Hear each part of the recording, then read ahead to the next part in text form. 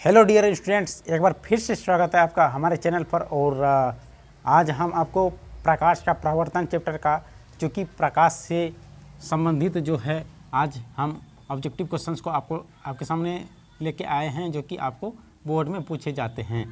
तो ये सभी ऑब्जेक्टिव क्वेश्चंस आपका है। और आज हम जो बात करेंगे सिर्फ प्रकाश का ही बात करेंगे, और प्रकाश के बाद जो है हमारा परावर्तन की बात करेंगे।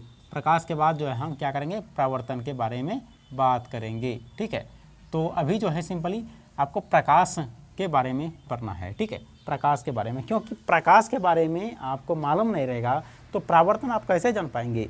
इसलिए प्रकाश के बारे में आपको पहले जानना पड़ेगा। प्रकाश के बारे में जानने के बाद जो है आपको परावर्तन जो है आसानी से समझ में आएंगे। ठीक है, इसलिए हम जितना हो सके प्रकाश के बारे में हम पूरा क्लियर करेंगे। उसके बाद जो है परावर्तन के बारे में आपको बारीकी से भी समझाएंगे। ठीक है, तो सबसे पहले समझिए, कह रहा है कि प्रकाश एक प्रकार की ऊर्जा है। प्रकाश क्या है? तो प्रकाश एक प्रकार की ऊर्जा है। तो अब आपके मन में सवाल ये उठता होगा कि प्रकाश एक प्रकार की ऊर्जा आखिर कैसे है। तो हम आपको बता दें कि आपके जो घर में बल्ब जलता है, आपके घर में जो बल्ब जलता है ना, वो क्या है मालूम है? विद्युत ऊर्जा से जो है, विद्युत ऊर्जा से जो, ऐसे आप जानते हैं कि विद्युत ऊर्जा है, लेकिन देखिए वो जो है विद्युत ऊर्जा से प्रवेश करता है किसमें? प्रकाश ऊर्जा में। ठीक है, तो इसलिए जो है प्रकाश भी एक प्रकार से क्या है?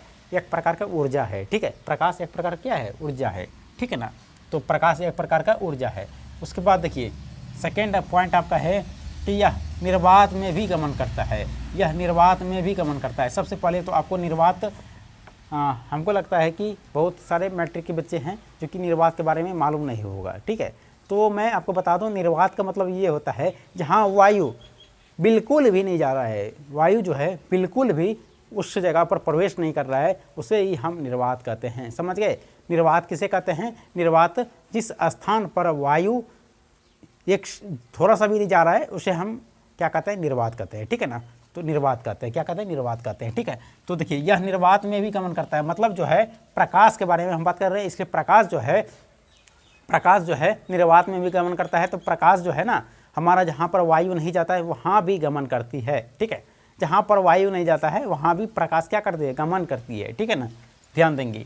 चलिए, ये अब आपके पास तो बच गया तीसरा पॉइंट। ठीक है, तीसरा पॉइंट आपका है कि निर्वात में इसकी चाल कितना होता है। ठीक है, आपको क्वेश्चन में आता है कि निर्वात में इसकी चाल कितना होता है। तो आपको मैं बता दूं कि 3 गुनी 10⁸ मीटर पर सेकेंड।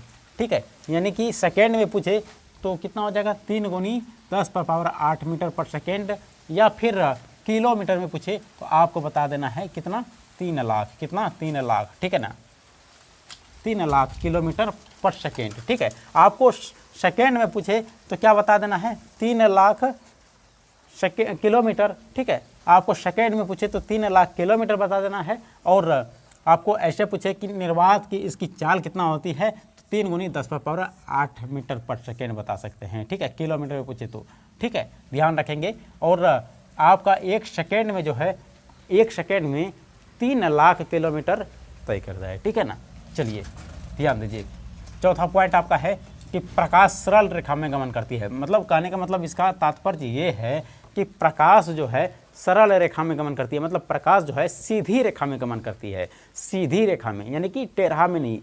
मान के चलिए कि एक यहाँ से एक हम ले लेते हैं, एक कुछ भी एक दीवार ले लेते हैं। ठीक है, अब यहाँ से लाइट आ रहा है, तो यहाँ से लाइट आ रहा है तो यहीं तक रहेगा, इसके पार वो साइड नहीं जा पाएगा, काहे कि इधर वो पारदर्शी हो गया, इसलिए यहाँ से यहाँ तक रहेगा, इसके बाद इधर नहीं जा सकता है। काहे कि प्रकाश जो है हमारा सीधी रेखा में गमन करती है। वही जो है ये दीवार नहीं रहेगा और हमारा प्रकाश जो है इसके आर पार चले जाएंगे। ठीक है, आर पार चले जाएंगे, इसलिए प्रकाश जो है हमारा सीधी रेखा में गमन करती है। ठीक है, चलिए ध्यान दीजिए। चलिए पाँचवा पॉइंट आपका है कि प्रकाश एक विद्युत चुंबकीय तरंग है। प्रकाश जो है एक विद्युत चुंबकीय तरंग है। मतलब कह रहा है प्रकाश जो है क्या है? तो प्रकाश जो एक चुंबकीय तरंग जो है, चुंबकीय तरंग जो है, इसका कहने का मतलब ये है कि एक मान के चलिए टॉर्च लिए और सीधे हम कैमरा पर जलाएंगे ना, यानी कि एक लेजर लाइट सिंपल ले लीजिए, उस पर जब कैमरा पर सीधे जलाएंगे तो वो क्या करेगा? उसने डायरेक्ट कैमरा पर जाएगा, इधर उधर नहीं जाएगा, डायरेक्ट कैमरा पर जलाएंगे तो कैमरा पर जाएगा। ठीक है ना, तो इस प्रकार से जो है हमारा जो प्रकाश होता है वो विद्युत चुंबकीय तरंग में भी जो है क्या होता है, प्रवेश करता है। ठीक है, और इसके बारे में जो है हम विद्युत चुंबकीय के बारे में विस्तार से बताएंगे आगे चैप्टर में। ठीक है, चलिए ध्यान दीजिए। अब आपका जो अगला सवाल बनता है वह पृथ्वीवासियों के लिए प्रकाश का सबसे बड़ा स्रोत सूर्य है। यानी कि हम लोगों के लिए पृथ्वी का जो है वासी, मतलब पृथ्वी पर जितने भी रहते हैं आदमी सब उसी को वासी कहते हैं। ठीक है ना, तो पृथ्वी में जो है, पृथ्वी पर सबसे अधिक किसका कार्य होना जरूरी है और सबसे अधिक जो है किसका काम किया जाता है, किससे काम किया जाता है। तो चलिए समझिए, कारण पृथ्वीवासियों के लिए सब प्रकाश का सबसे बड़ा स्रोत क्या है। पृथ्वीवासियों के लिए सबसे बड़ा प्रकाश के लिए कौन सा काम हो सकता है, तो हमारा जो है सूर्य जो है, सूर्य नहीं रहेंगे तो हम जो है बहुत आसानी से कोई भी कार्य नहीं कर सकते हैं। ठीक है, तो सबसे बड़ा जो हमारा स्रोत है वह सूर्य है। ठीक है, चलिए अगला पॉइंट आपका है कि सूर्य के प्रकाश को पृथ्वी तक पहुंचने में 8 मिनट 20 सेकेंड का समय लगता है। तो ठीक है, सूर्य जो हमारा है, सूर्य से पृथ्वी तक आने में कितना सेकेंड लगता है, तो 8 मिनट 20 सेकेंड। पृथ्वी से नीचे तक प्रकाश आने में 8 मिनट 20 सेकेंड क्या होता है, लगता है समय आने में। ठीक है, 8 मिनट 20 सेकेंड याद रखेंगे, 8 मिनट 20 सेकेंड आपका आने में समय लगता है। ठीक है, चलिए और एक बात आपको बता दें कि एक बात और कि ये निर्वात वाला जो है, यह निर्वात में भी गमन करती है ये वाला, और आपको ये वाला क्या इधर प्रकाश एक विद्युत चुंबकीय क्या है, तरंग है। इस ये वाला और ये वाला जो है काफ़ी इंपॉर्टेंट है, ज़्यादा क्वेश्चन जो है पूछे जाएंगे इससे और इससे। ठीक है, तो चलिए अब अगला सवाल आपका है कि सूर्य के प्रकाश को पृथ्वी तक पहुंचने में कितना समय लगता है। ये तो बता दिया आपको, ऑलरेडी बता चुके हैं। चलिए अब अगला जो है लास्ट क्वेश्चन आपका है वह कि यदि प्रकाश के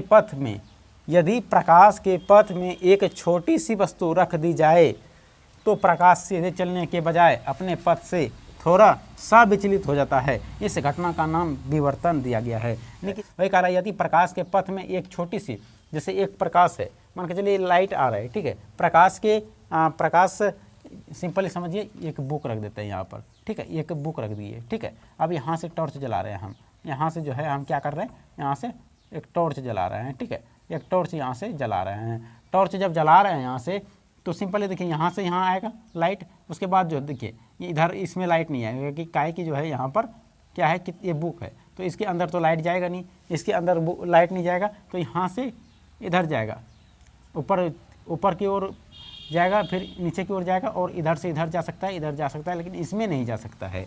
तो इसी अवस्था में कह रहा है छोटी सी वस्तु, मान के चलिए छोटी वस्तु को इसमें रख दिया है, तो प्रकाश जो है सीधा चलने में क्या हो जाता है, सीधा चलने में विचलित हो जाता है, मतलब सीधा नहीं चल पाता है।